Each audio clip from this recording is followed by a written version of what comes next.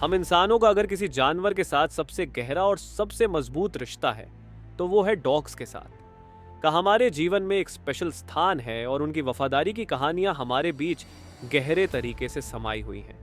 हम अक्सर सुनते हैं कि कैसे डॉग्स ने अपनी जान की परवाह किए बिना अपने मालिकों को बचाया, कैसे उन्होंने किसी इंसान को मुश्किल समय में मदद की और कैसे उन्होंने इंसान के साथ मिलकर एक नई जिंदगी बनाई। डॉग्स की वफादारी को हम कई बार केवल एक स्पेशल प्रॉपर्टीज मानते हैं, लेकिन क्या कभी आपने सोचा है कि इस वफादारी के पीछे कौन सी ऑर्गेनिक और प्रैक्टिकल वजहें हो सकती हैं?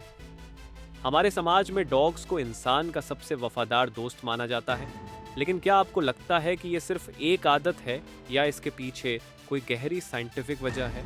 क्या ये इस प्रोसेस का नतीजा है कि इंसान और जानवरों ने लाखों वर्षों में एक साथ मिलकर जीवन जीने की कला सीखी है? और क्या हम इस वफादारी को दूसरे हिंसक एनिमल्स में भी बिल्ड कर सकते हैं, जैसे शेर, तेंदुआ या विल्ड वुल्फ? ये सवाल वास्तव में बहुत गहरा है और इसके उत्तर को खोजने के लिए हमें साइंस और इतिहास दोनों में गहरे तक उतरना होगा। इतिहास की शुरुआत में इंसान और जंगली जानवरों का रिश्ता केवल शिकार और सुरक्षा तक सीमित था। इंसान अक्सर जंगली वुल्फ्स और दूसरे हिंसक जानवरों से डरते थे। वुल्फ्स, जो अपने शिकार के लिए जाने जाते थे, इंसानों के राइवल थे। ये वुल्फ्स कभी अकेले शिकार करते थे, कभी समूह में, लेकिन उनका स्वभाव हमेशा अग्रेसिव और शिकार के लिए तैयार रहता था। हालांकि समय के साथ कुछ वुल्फ्स इंसानों के पास आने लगे। शुरुआत में इनका पर्पस सिर्फ इंसानों से भोजन प्राप्त करना था, लेकिन धीरे धीरे वे इंसानों के करीब आ गए। इस बिंदु पर जब इंसान ने खाना पकाना शुरू किया तो वुल्फ्स, जो कम एग्रेसिव थे और जो इंसान के पास आने में सक्षम थे, उन्हें इंसानों से कोई खतरा महसूस नहीं हुआ। इंसान ने इन वुल्फ्स को अपनी बस्ती में लाना शुरू किया। ये वो समय था जब इंसान और भेड़िया के रिश्ते में बदलाव आया और ये प्रोसेस धीरे धीरे लाखों सालों तक चलती रही। ये प्रोसेस एक वुल्फ बाय वुल्फ डिपेंडिंग थी। समय के साथ इन वुल्फ्स में शारीरिक और मानसिक बदलाव आने लगे। उनके दांत छोटे हो गए, उनकी पूंछ कर्ल होने लगी और उनके कान फ्लॉपी हो गए। ये वो बदलाव था जो धीरे धीरे डॉग्स के रूप में सामने आया। ये बदलाव ऑर्गेनिक विकास के रूप में हुआ, जिसे हम एवोल्यूशनरी एडेप्टेशन के रूप में समझ सकते हैं। डॉग्स में इन शारीरिक बदलावों के साथ साथ उनका मानसिक और प्रैक्टिकल स्वभाव भी बदलने लगा। इसके पीछे की साइंटिफिक प्रोसेस को समझने के लिए हम हाल की एक बड़ी खोज की ओर रुख कर सकते हैं, जो कि जेनेटिक सिलेक्शन और बिहेवियरल मॉडिफिकेशन से जुड़ी है। ये एक लंबी प्रोसेस थी जिसमें नेचुरल सिलेक्शन के सिद्धांत के आधार पर कुछ क्वालिटीज़ का सिलेक्शन किया गया। जैसे जैसे इंसान और वुल्फ्स एक साथ रहते गए, वुल्फ्स के अधिक शांति से जीने वाले क्वालिटीज़ को बढ़ावा दिया गया, जिससे धीरे धीरे वे इंसान के अधिक नज़दीक आ गए। हाल में साइंटिस्ट्स ने आर्टिफिशियल सिलेक्शन या सिलेक्टिव ब्रीडिंग का उपयोग करके जानवरों के व्यवहार और ऑर्गेनिक क्वालिटीज़ को नियंत्रित करने के तरीके विकसित किए हैं।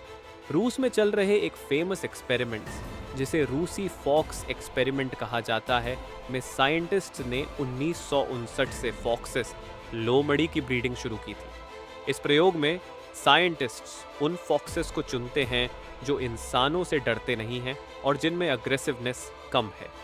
ये प्रयोग इस बात को साबित करने का प्रयास कर रहा है कि हम किसी भी हिंसक जानवर को धीरे धीरे इंसान के अनुकूल बना सकते हैं।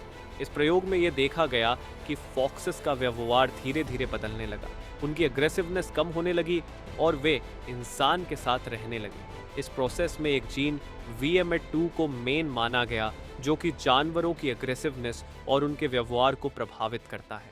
ये जीन का प्रभाव आज के डॉग्स में स्पष्ट रूप से देखा जा सकता है। आज के साइंटिफिक और ऑर्गेनिक अनुसंधान हमें ये समझने में मदद कर रहे हैं कि कैसे किसी हिंसक या जंगली जानवर के व्यवहार में बदलाव लाया जा सकता है। ऐसे शोधों से ये सिद्ध होता है कि शेर या बाघ जैसे जानवरों में भी डॉग्स की तरह वफादारी और कोलैबोरेशन की भावना पैदा की जा सकती है, लेकिन इसके लिए बहुत समय और सही तरीके की ब्रीडिंग की ज़रूरत है।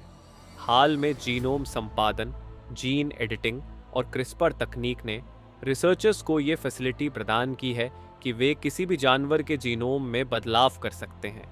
इस तकनीक का उपयोग करके साइंटिस्ट्स अब जानवरों के एग्रेसिवनेस और व्यवहार को नियंत्रित करने में सक्षम हो सकते हैं। क्रिस्पीआर, एक जीनोम एडिटिंग तकनीक, साइंटिस्ट्स को जीन के स्तर पर बहुत सटीक बदलाव करने की अनुमति देती है। इससे ये संभव हो गया है कि हम किसी भी जानवर के स्वभाव को बदलने के लिए उसके जीनोम में छोटे छोटे बदलाव कर सकते हैं। ये तकनीक अब डॉग्स और अन्य पालतू जानवरों की ब्रीडिंग में एक महत्वपूर्ण भूमिका निभा रही है, ताकि हम उनके अग्रेसिव स्वभाव को नियंत्रित कर सकें और उन्हें अधिक वफादार और इंसान के अनुकूल बना सकें। अगर हम शेर और बाघ जैसे जानवरों की बात करें तो इनका पालतू बनाना थोड़ा जटिल है। हालांकि जीनोम एडिटिंग तकनीकों के माध्यम से हम इन जानवरों के व्यवहार में धीरे धीरे बदलाव ला सकते हैं। एक समय था जब डॉग्स को भी जंगली माना जाता था, लेकिन आज वे हमारे सबसे अच्छे दोस्त हैं। वही प्रोसेस हम शेर और बाघ जैसे जानवरों पर भी लागू कर सकते हैं, लेकिन इसमें लाखों साल नहीं बल्कि सैकड़ों वर्षों का समय लग सकता है। यहाँ तक कि अगर हम शेरों की जीनोम को एडिटिंग कर सकें तो भी ये बदलाव एक साथ नहीं होगा। लेकिन जैसा कि हम देख सकते हैं, साइंस की दुनिया में बहुत सी ऐसी संभावनाएं हैं जो पहले सोची नहीं जा सकती थी। ये समय के साथ बहुत तेज़ी से बदल रहा है और आने वाले समय में शायद हम शेरों जैसे जानवरों को भी पालतू बना सकें। इस वीडियो से अगर आपने कुछ नया सीखा हो तो कृपया इसे अपने दोस्तों के साथ शेयर करें और ऐसे और दिलचस्प कंटेंट के लिए हमारे चैनल को सब्सक्राइब करें। जानवरों के बीच के रिश्ते में बदलाव केवल ऑर्गेनिक बदलाव से नहीं बल्कि हमारे अप्रोच और समझ में बदलाव से भी आता है। समय, धैर्य और सही साइंटिफिक तरीके से हम किसी भी जंगली जानवर को ह्यूमन फ्रेंडली बना सकते हैं। याद रखें, साइंस की मदद से हम कभी भी असंभव को संभव बना सकते हैं। शेरों और बाघों को डॉग्स जैसे वफादार दोस्त बनाना बस समय की बात है। ऑर्गेनिक साइंस और जेनेटिक्स में हो रहे नए बदलावों के साथ हम एक दिन पूरा नेचुरल थिंग्स को अपने हिसाब से बदल सकेंगे। इतनी देर तक रुकने लिए आपका बहुत धन्यवाद। इसी तरह की और भी वीडियो आप हमारे चैनल पर देख सकते हैं।